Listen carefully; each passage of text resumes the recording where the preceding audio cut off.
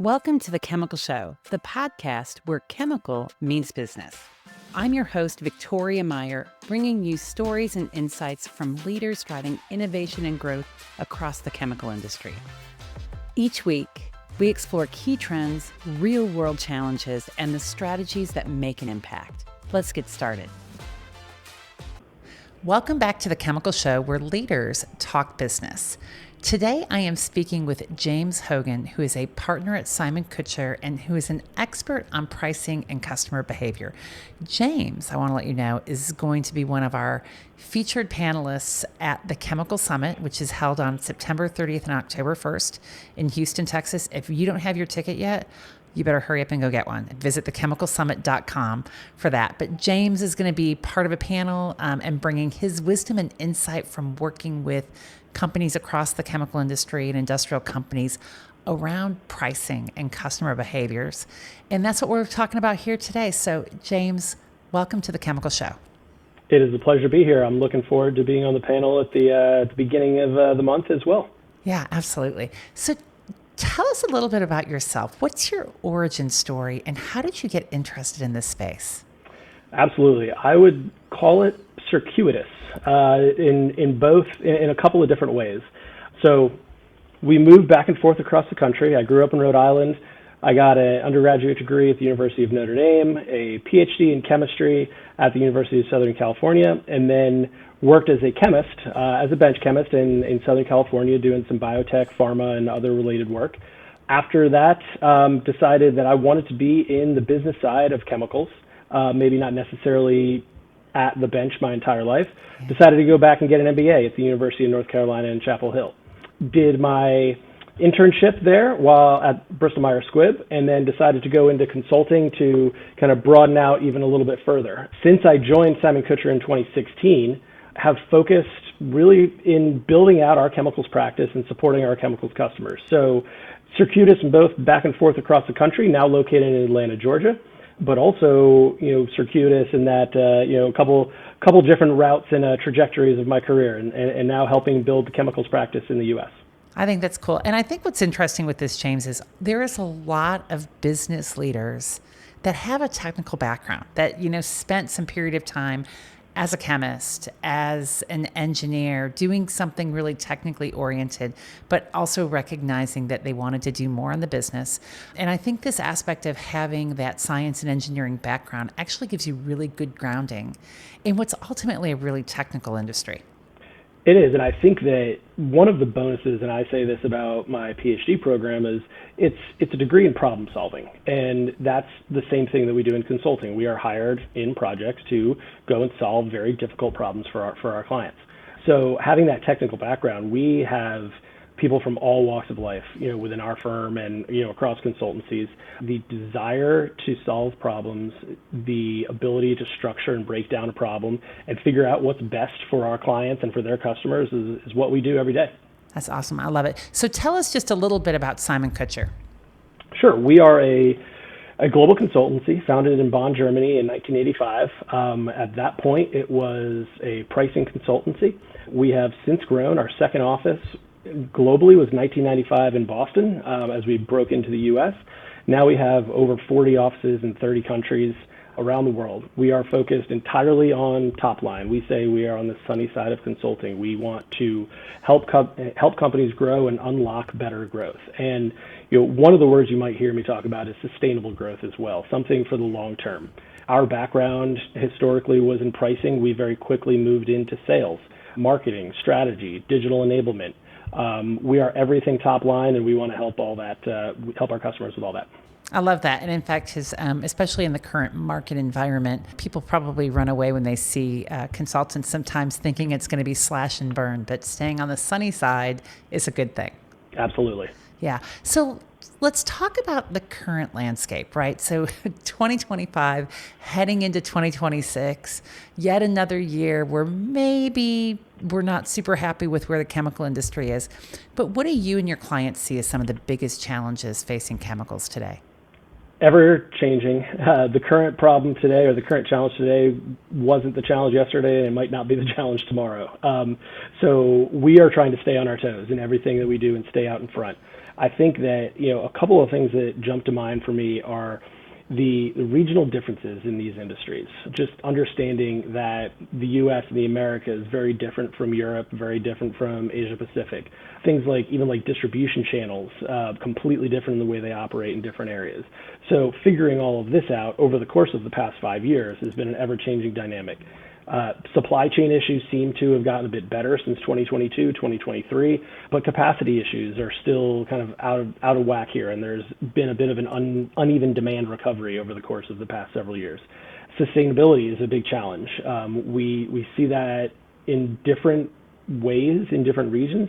In Europe, for example, it is much more regulated, and people are willing to pay a premium for sustainable solutions. In the U.S., people are interested in sustainable solutions. Pricing still matters, and especially when you're talking about that scale. So, in other parts of the world, sustainability is still catching up as an opportunity and a value driver. So, one of the biggest differences that we always think about, and we go to conferences like this and we talk about chemicals in this macro environment.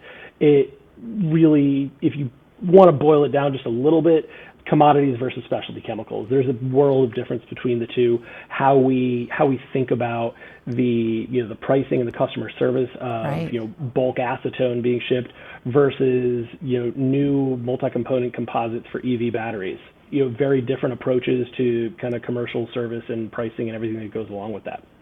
Yeah, I think that's a great point. In fact, I recently did a podcast a couple of weeks ago about kind of reflections on second quarter earnings and what companies are saying and how this plays out for the industry right now and as we head out to the end of the year and into next year. And I agree with you. There's a stark difference between specialty and commodities. And I think there's this aspect of resiliency that specialties are able to harness in ways that commodities are not. And it's, the very nature of commodity versus specialty in many ways.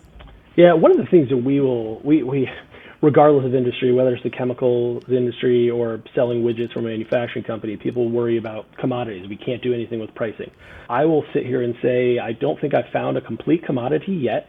There is always opportunity, and there's things like better lead times, better technical support, slightly better quality or reliability, your technical support in the field, if I didn't mention that already. So there's a lot of opportunity even on the commodity side, but it really comes down to going beyond price, thinking about how else can you build value for your customers.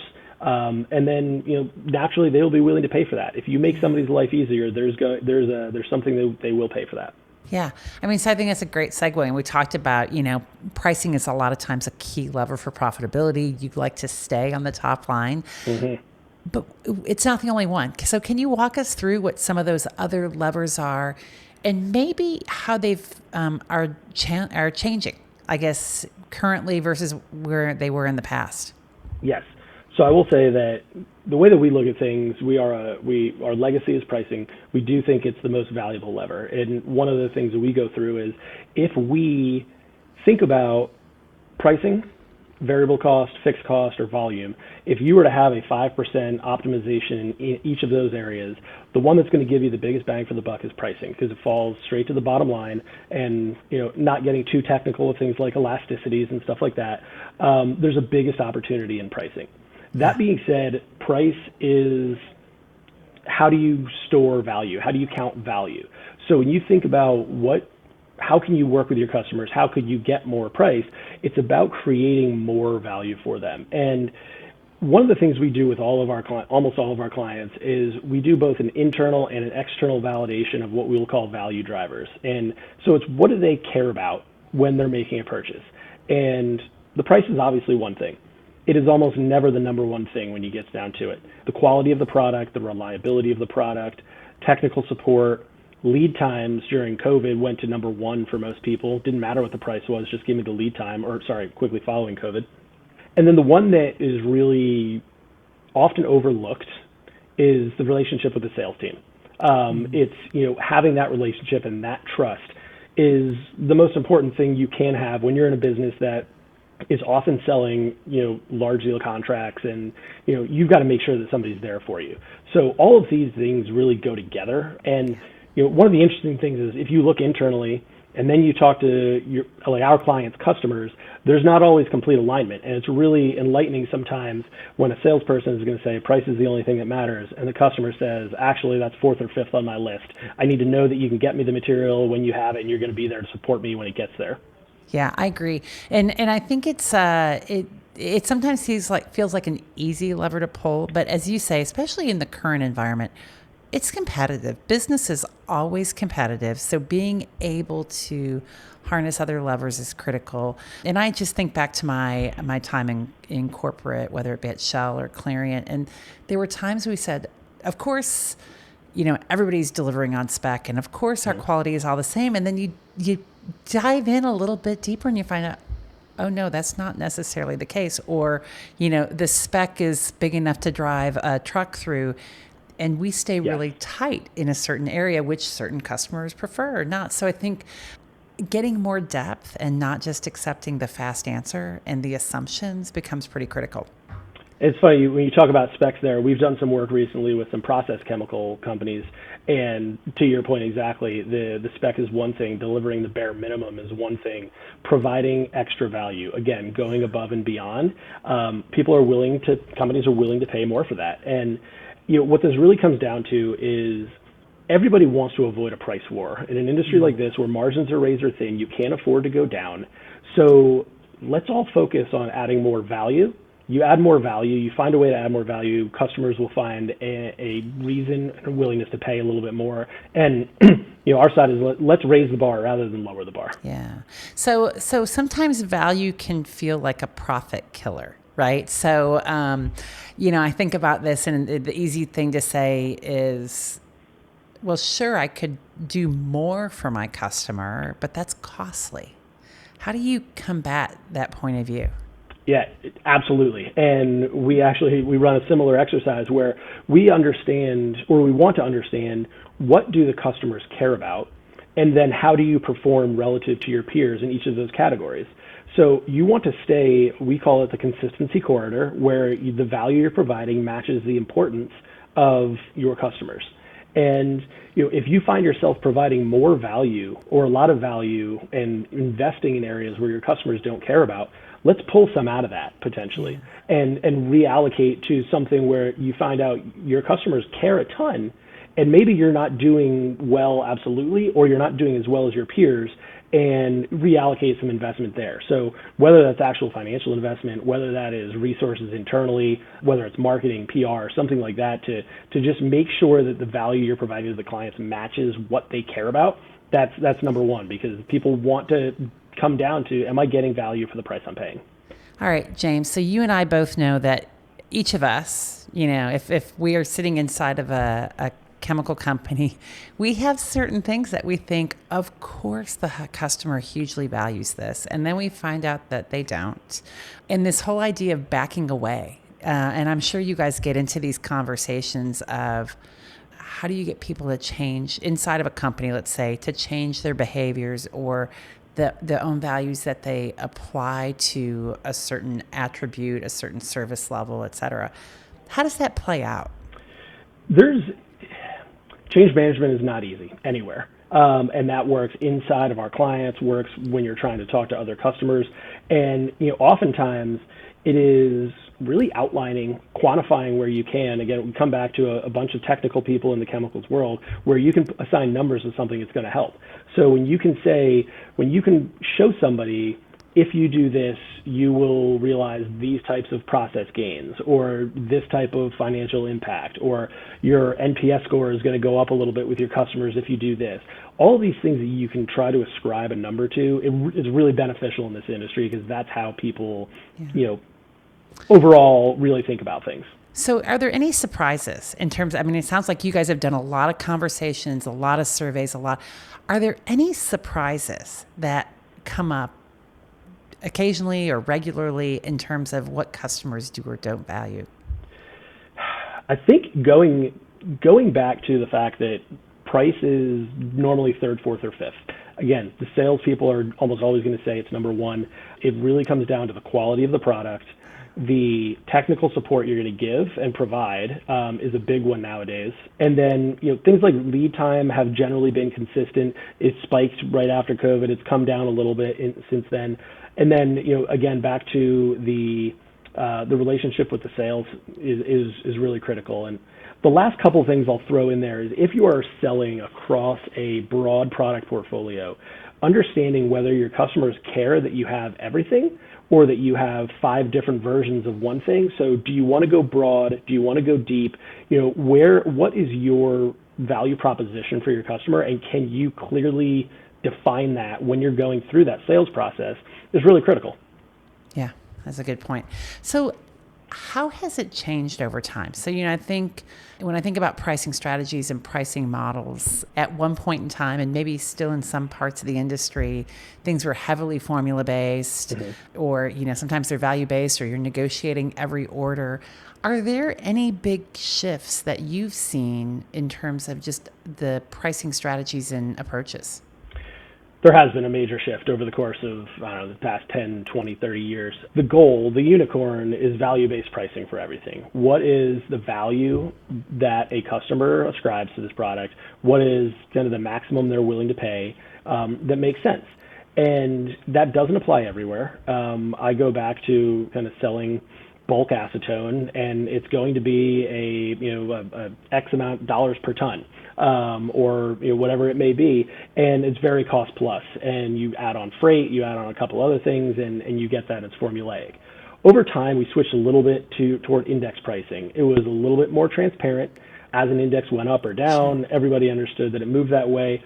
That got complex over time, multi-component formulas, things become opaque. And if you don't have a good relationship, again, back to that, it's an easy way to, maybe not trust the other side if things become complex.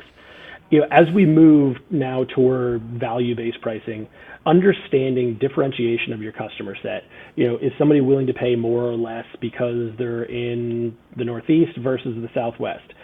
Different end markets, OEMs in cars for, electric vehicles, have a different value that they can pass through to their customer for certain inputs and products versus somebody else who may be buying the same inputs to lithium batteries. There's a lot of different things that have moved, but definitely moving toward value-based is important for pricing. It also creates a shift in sales. The old days of there's an index or it's cost plus, you can be an order taker. And somebody calls you and says, I need 300 tons of this, and you can say the price is X. Nowadays, especially in the specialty chemicals world, when you're trying to innovate regularly and add more value for your customers, you've got to be able to sell that value. You need somebody that knows the product well. You need somebody that can go and defend that value and explain why the ROI for that purchase is higher for them. So it's creating a larger commercial shift. It's not just pricing, it's hitting a bunch of different functional areas. Yeah, I mean, it sounds like it's gotten more sophisticated. How does the role of distributors play into this, right? Because that also adds a different dynamic versus when you've got a producer-consumer formulator relationship versus bringing a distributor in. Now, of course, some distributors are sole sourced, right? So they're dedicated to a particular company and product line and how they structure it. And others are making decisions somehow. That's always been a little bit of a mystery, to be honest, across other various producers. How does that play into this? Yeah, you kind of hit it right. There's a couple of different things at play. One, the exclusivity factor can help or hinder a distributor in going to market. But the real key in kind of their position in the value stream is the ability to reach a bigger audience than a manufacturer could themselves. And a different manufacturer, the scale that they have or the sophistication they have, they may want to work with different types of distributors. Some are, buy my product at a margin and sell it wherever you want. Others, we really like to focus on, is there an opportunity for co-op marketing? Let's kind of blend the value stream a little bit, have the manufacturer working hand in hand with the distributor to explain the value prop, especially if you're a distributor of specialty chemicals. Distributors don't always have technical knowledge nearly to the degree that the manufacturer or the innovator actually does. So do you need a technical support and support up and down that value chain in order to deliver that product to the customer? So identifying what you want a distributor to do is the key here. I think the third part that we've seen recently is you're actually the manufacturer selling to the end customer, and you're only giving the distributor a margin just to facilitate the logistics. So again, a whole bunch of different ways you can work with distributors, but they're an absolutely critical aspect of this industry because you've got to get product from plant to customer, and nobody knows it better. Yeah, great. What about digital? Like, we are living in a digital world. I got to be honest. I was sleepless this morning at 3 a.m. on Amazon, making a couple of purchases. Not so easy to do in the chemical industry, and yet we know that digital has a role to play. What role are you seeing digital playing when we think about pricing and value? Yeah, the term digital is so ubiquitous and all-encompassing nowadays. It's very difficult to narrow down what do we mean. And I think that it's especially tricky in the chemicals industry where it tends to lag in technology and innovation in that regard. I think we are catching up in a number of ways, and there are some ways that are clear we can't fall behind further. Or else you're always playing catch up. And the easy example is AI. How is that going to help this industry in the future? I think there's a couple, I won't say easy, but maybe easy to identify opportunities like demand forecasting, optimize pricing. Those are a couple areas where AI will certainly be able to help a little bit. Yeah. The other areas where I see digital really helping is dashboarding. If you've gone into a plant, you've seen KPI dashboards or monitors with all of the supply chain throughputs and how everything's being created. That's becoming a lot more useful on the front end and the commercial side as well. Using data-driven insights to understand why haven't they bought in 3 months when they were buying over a long period of time? Why are they only buying a small portion of the portfolio when they could buy it? So trying to these types of data-driven insights is going to be very helpful. And then just the using smarter KPIs to run your business and make decisions, and not just having a bunch of charts and graphs for the sake of having it because you have the ability to do so. Yeah. And I think the last thing I'll mention here is around blockchain technology, which has kind of had peaks and valleys over the past several years on the usefulness and the use cases of it. But I think something the pharma industry has done for years and years now is track and trace and sustainability and understanding that. Now, using blockchain technology to kind of have that public ledger should hopefully open up some opportunities, not just in pharma but in other chemicals, to make sure the product I'm ordering is the product I'm getting. There's no black markets. We can understand all of this and track and trace accordingly. So a lot of different unique ways. I think we're still a bit in the infancy on many of these, but a big opportunity for the industry moving forward. Yeah. And I think that your comment about blockchain is interesting because you're right. A few years ago, that was the talk. Everybody was talking about blockchain. By the way, I still do not understand blockchain. I'm hoping somebody somewhere can explain it to me in a way that I understand because it's not there yet. But it certainly seems like it's moved to the background rather than to the forefront of what folks are doing. It's been a wild couple of years in the industry and in geopolitics and everything, where we've always got to prioritize what we're thinking about today and tomorrow. And I do think you are exactly correct in that it has not been, I'll say, marketed or explained well for everybody. There's a network effect to this, and I think eventually we will get there, but it's not easy yet. And that's a key, not just for chemicals, for blockchain overall. I think it's going to be helpful. I think we've still got some time before it takes hold mainstream.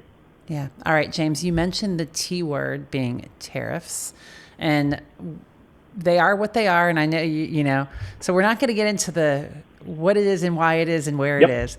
But more importantly, how do tariffs play into this whole aspect of pricing and value, particularly in a market where, if you look, generally speaking, at the chemical industry, how about this? We'll take commodities, seem to be quite long and overbuilt. Specialty is mixed. What's the conversations and considerations you and your clients are having around tariffs? You're right. It is very complicated. The issue with tariffs right now is the uncertainty. And if we knew that tariffs were going to stay, then we'd have one approach to it. When we don't know if they're going to stay or they may be pulled back, it makes it a little more complex in understanding how do you manage that as a firm? How do you, as as a manufacturer? How do you manage that as a customer? There's a bit of a timing game here, and there's a couple different ways you can do it. One is putting a surcharge onto invoice and saying this is a tariff surcharge, so it's transparent. If tariffs move, you take it off.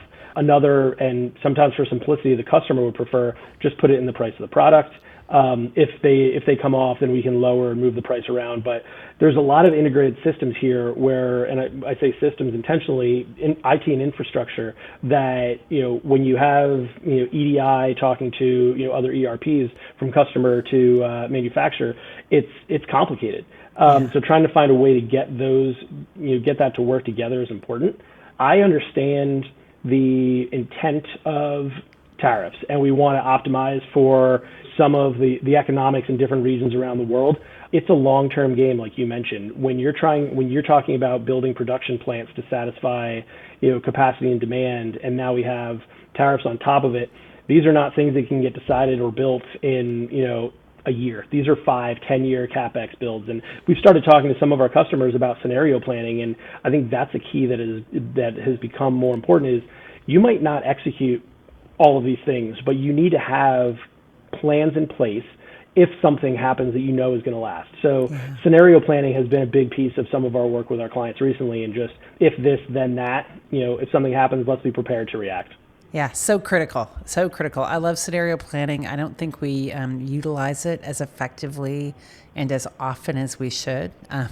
I know some of my history shows that, sometimes scenarios are identified and then they become forgotten. And then when they show up, it's like, remember, there was a scenario and this is it. Oh, but deep down, people love to play devil's Deep down, people love to play devil's advocate in these meetings. If you're doing wargaming or any sort of game theory, and you get a lot of smart people in this industry in a room and say, what could happen if? It can be a fun exercise. The busy work and the important work is how do we quantify that, and how do we make the right decisions based on data while making assumptions that could have very different outcomes. But this is the world we live in now, and we've got to make sure that we are prepared to adapt or get left behind. Yeah, absolutely. Awesome. This has been great. So James, final question for you. If you were giving advice to a young James Hogan or to another, young professional in the chemical industry that's really looking to build their career, whether it be in pricing and consulting or just even to get to a senior level in the chemical industry, what advice would you give them? It's always to do what you're interested in. I did that. It took me a couple of different directions, and I kept finding more interest. I joined consulting because I thought it was a great job to figure out what I wanted to be when I grew up. So I'm still figuring out what I want to be when I grow up. I work. I think we all are, by the way. So indeed, 8 to 12 weeks at a time. It's always something different. It's always something exciting. I work around the world. I work with great people, and I have fun doing it. So there are other people that say, I want to go into this company, I want to exact change in this company, I want to be here for the long term, for 10, 15, 20 years.